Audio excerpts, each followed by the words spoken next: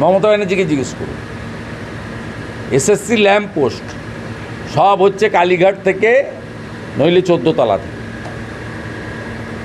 সংখ্যা যাই হোক, একটা সরকার স্বীকার করলো 1804 জনকে অবৈধভাবে চাকরি দিয়েছে। 3000 প্রাইমারি চাকরি দেওয়ার জন্য যদি হরিয়ানার প্রাক্তন মুখ্যমন্ত্রী ওম প্রকাশ চৌতালাকে 6 বছর জেলে থাকতে হয়, হোয়াই নট মমতা ব্যানার্জি? ওম প্রকাশ চৌতালা শিক্ষামন্ত্রী ছিলেন না, এবং এসএসসির যে অটোনমি, এই অটোনমি তুলে নেওয়া হয়েছিল।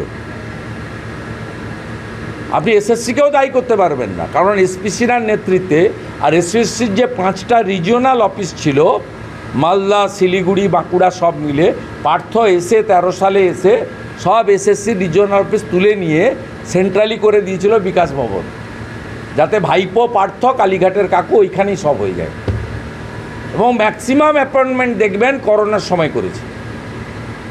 এই যে টেন্টেড তালিকা মেসেজ দিয়ে দিয়ে প্যানেল না বের করে 19-20 সালে ম্যাক্সিমাম 18 পদ থেকে প্রসেস করেছে, 19-20 ম্যাক্সিমাম।